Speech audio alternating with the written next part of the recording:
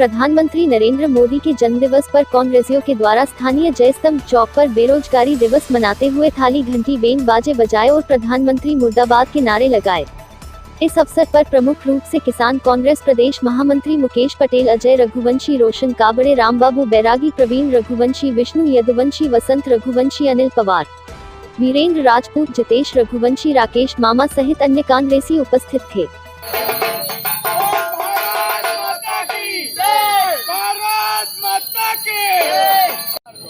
केंद्र सरकार मुर्दाबाद मुर्दाबाद लेकर के इस कार्यक्रम किया। आज पूरे देश में बेरोजगारी की दर जो बढ़ती जा रही है, 6 साल पहले जब हमारे देश के प्रधानमंत्री शपथ लेने के पहले जब उन्होंने युवाओं से वादा किया था कि प्रतिवर्ष 2 करोड़ युवाओं को रोजगार दिया जाएगा, तो 2 करोड़ युवाओं को रोजगार देने की तो बात दूर, पिछले 6 सालों में 12 करोड़ युवा बेरोजगार हो गए हैं। इसके बाद सरकारी नौकरियों में कटौती होती जा रही है। प्राइवेट सेक्टर में 30% कंपनियां कटौती करके लोगों को रोजगार से बाहर कर रही हैं। इस तरह की स्थिति इस देश में युवा बेरोजगार बहुत परेशान हैं और हमारे देश के प्रधानमंत्री केवल भाषण दो, ताली बजाओ, घंटी बजाओ, इस पर इस देश के युवाओं को इस बात के लिए प्रेरित करते हैं। तो हम इस सोई हुई सरकार को जगाने के लिए आज घंटी, ढोल और ताली बजाकर युवाओं को रोजगार देने की बात के लिए सरकार को जगाने का प्रयास किया। सिवनी मालवा में बढ़ते कोरोना संक्रमण की रोकथाम के लिए प्रशासन अब सख्त नजर आ रहा है। प्रशासन ने गुरुवार को पूरे दिन बिना मास्क के घूमने वाले लोगों पर कार्यवाही की गई। तहसीलदार दिनेश सांवले ने बताया कि तेजी से फैल रहे संक्रमण पर रोक लगाने के लिए लोगों को समझाइश दी जा रही है, साथ ही चालानी कार्रवाई भी की जा रही है, जिससे लोग बिना मास्क के घर के बाहर न निकले और कोविड-19 जैसी घातक बीमारी से बच सके। वहीं मुख्य नगरपालिका अधिकारी ने बताया, नगरपालिका प्रशासन और पुलिस की संयुक्त कार्रवाई दिन गुरुवार से अभियान के रूप में प्रारंभ की गई है, जो आगामी कई समय तक जारी रहेगी, जिससे फैलने वाले संक्रमण पर काबू पाने में आसानी रहेगी। गुरुवार को 181 चालान काटे गए। लगातार जैसा कि आप लोगों की जानकारी में है, कोरोना संक्रमण की बढ़ रहा है, उसको देखते हुए एहतियात के तौर पर लोगों को समझाइश दी जा रही है और समझाइश के साथ साथ जो लोग जानबूझकर मास्क नहीं लगाकर भीड़ वाले इलाके में, बाजार में, यहाँ वहाँ घूम रहे हैं, उनके ऊपर चालानी कार्रवाई नहीं की जा रही और यही कार्रवाई लगातार जारी रहेगी। युवा मोर्चा के द्वारा अभ्युदय लोक सेवा संस्थान वरिष्ठ नागरिक गृह में प्रधानमंत्री नरेंद्र मोदी के जन्म दिवस पर बुजुर्गों को फल वितरित कर जन्मदिन मनाया। वहीं वरिष्ठ नागरिक गृह के अधीक्षक श्याम वनकर द्वारा युवा मोर्चा के सदस्यों को बताया कि यहां ऐसे वृद्धों को आश्रय दिया जाता है कि जो अपने परिवार से प्रताड़ित हैं और जिनकी उम्र 60 वर्ष से अधिक है। इस अवसर पर जिला उपाध्यक्ष प्रीति शुक्ला, दीपक पालीवाल, श्रीधर अग्रवाल, कल्लू राठौर, सुनीता लोवंशी, रेखा लोवंशी, इंदिरा लोवंशी, छाया लोवंशी, मधु ध्रुवे, वर्षा मालवीय, गौरव मालवीय सहित कई लोग।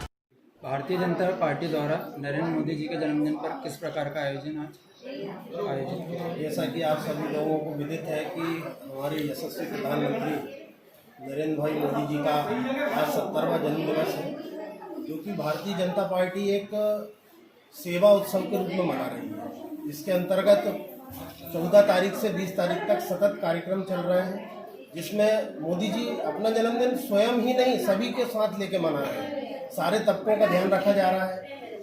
कल जैसे चश्मे का वितरण हुआ, आज महिला मोर्चा द्वारा फलों का वितरण हुआ यहाँ पर वृद्धाश्रम में आकर, अभी बस्ती में भी जाके फलों का वितरण होना है और साफ सफाई अभियान रोज सुबह चलाया जा रहा है। इस तरह एक सेवा सप्ताह के रूप में ये सारे कार्यक्रम चल रहे हैं और इसी रूप में आज मनाया जाए। एक प्रकार से भाजपा सेवा सप्ताह के रूप में कार्यक्रम मना रही है, दूसरी तरफ कांग्रेस बेरोजगारी दिवस के रूप में बड़ा आंदोलन खड़ा करने को विवश है, क्या कारण? बेरोजगारी के लिए तो नरेंद्र मोदी जी क्या, मध्य प्रदेश शासन क्या, सभी लोग युवाओं को रोजगार मिले और अब जो नई शिक्षा नीति भी आई है रोजगार उन्मुखी, उस पर विशेष ध्यान दिया जाएगा ताकि बेरोजगारी आए ही नहीं।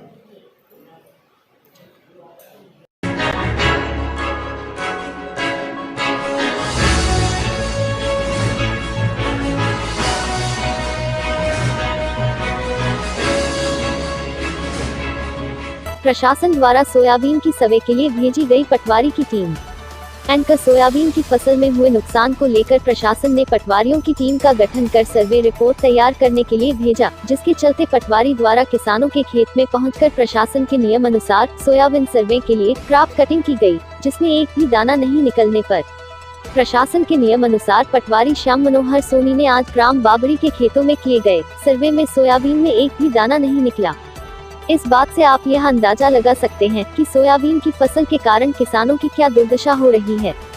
आज सोयाबीन फसल काटने के लिए भी किसान को जेब से ही पैसे देने पड़ेंगे, वही उत्पादन जीरो है।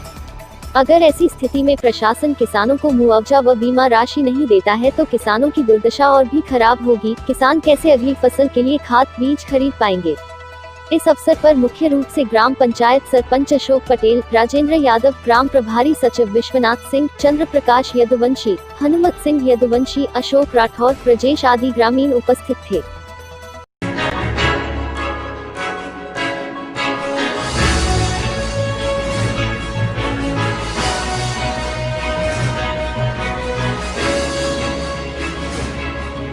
मुख्यमंत्री शिवराज सिंह चौहान के विधानसभा क्षेत्र में एनजीटी की रोक के बाद भी रेत का अवैध परिवहन व उत्खनन धड़ल्ले से चल रहा है।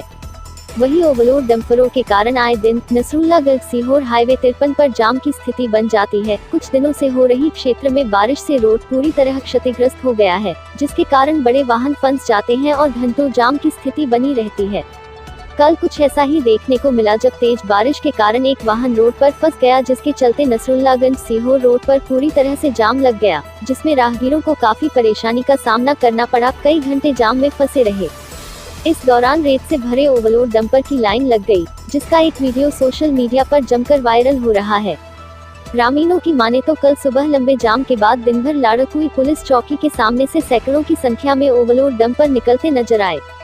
तो वही कलेक्टर द्वारा श्राद्ध अमावस्या को देखते हुए नर्मदा घाटों पर धारा 144 लगाई गई है, जिसका भी रेत माफिया द्वारा जमकर उल्लंघन किया जा रहा है। वही जिला कांग्रेस प्रवक्ता गोपाल शर्मा द्वारा भाजपा पर जमकर निशाना साधा और कहा कि नर्मदा में आस्था रखने वाले लोगों को नर्मदा में अमावस्या के दिन स्नान करने पर प्रतिबंध लगा दिया गया है। दूसरी तरफ रेत माफिया हजारों डंपर रेत उसी नर्मदा से ले जा रहे हैं। तो अगर आप कोरोना के नाम से जनता को रोक रहे हैं तो आपको नर्मदा उत्खनन को भी रोकना होगा। गोपाल शर्मा, प्रवक्ता जिला कांग्रेस कमेटी सीहोर। देखिए, पूरे मध्य प्रदेश में अवैध उत्खनन के खिलाफ एनजीटी ने रोक लगा रखी है। 1 जुलाई से 20 सितंबर की अवधि के दौरान एनजीटीसी के नियम के अनुसार कहीं भी किसी भी नदी में कहीं भी अवैध उत्खनन करना गैर कानूनी होता है। लेकिन मध्य प्रदेश के मुख्यमंत्री शिवराज सिंह चौहान जी की विधानसभा से लेकर पूरे मध्य प्रदेश में रेत के माफिया लगातार अवैध उत्खनन कर रहे हैं, परिवहन कर रहे हैं। लगातार हजारों डंपर प्रतिदिन घाटों से निकलकर विक्रय के लिए जा रहे हैं। पूरी तरीके से खनिज विभाग प्रशासन मूक दर्शन बनकर रेत माफियाओं को संरक्षण दे रहा है। मेरा प्रशासन से, खनिज विभाग से निवेदन है, पूर्णतः इस एनजीटी के रोक पर कार्रवाई करें और एनजीटी की रोक में सहयोगात्मक कार्रवाई करें। देखिए, पूरे मध्य प्रदेश में कोरोना का भय दिखाकर राजनीतिक रोटियां और राजनीतिक लाभ का काम किया जा रहा है।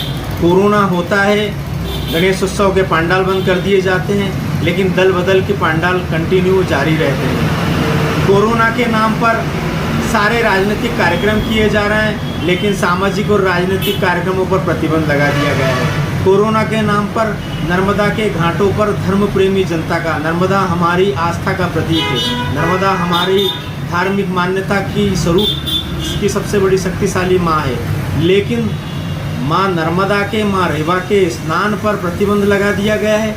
वहीं उन्हीं घाटों पर लगातार हजारों की संख्या में ट्रक ड्राइवर और मजदूरों के माध्यम से, पोकलैंड के माध्यम से अवैध खनन किया जा रहा है। ये मुख्यमंत्री शिवराज सिंह चौहान के दोहरे चरित्र, दोहरी मानसिकता और दोहरे रवैये को दर्शाता है। यह पूर्णतः गलत है। अगर आप कोरोना काल में अगर आम जनता को धार्मिक मान्यता के अनुसार अगर आप नर्मदा स्नान से रोक रहे हैं तो आपको सर्वप्रथम नर्मदा से अवैध उत्खनन को भी रोकना होगा, क्योंकि अवैध उत्खनन के माध्यम से भी कोरोना फैलता है।